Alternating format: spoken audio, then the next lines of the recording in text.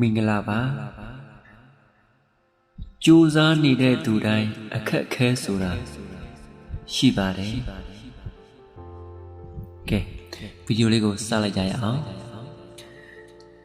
အခက်အခဲပြဿနာတွေချမ်းမှာအလူအလဲကြုံနေရပြီလားမင်းကြိုးစားနေလို့ပါဘဝအတွက်မောပန်းလာပြီဆိုမင်းကြိုးစားနေလို့ပါကြိုးစားရေးတကယ်လဲပြင်မပါတယ်အချိန်ရက်တန်ဖိုးကိုသိပြီးအတုံးချတတ်နေပြီဆိုရင်မင်းတကယ်ကြိုးစားနေတာပါ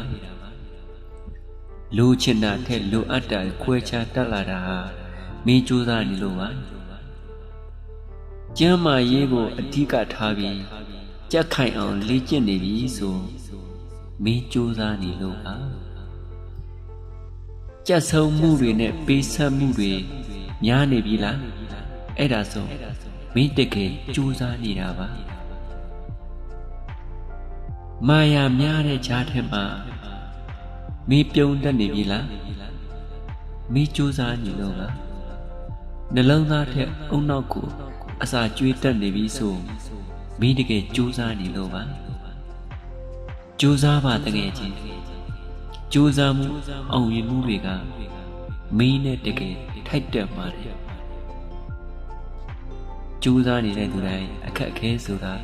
ရှိပါတယ်ဆိုတဲ့ဗီဒီယိုလေးကိုဒီနေရာမှာပဲအဆုံးသတ်လိုက်ပါတယ်ခင်ဗျာအားလုံးရှင်လန်းချမ်းမြေ့ကြပါစေ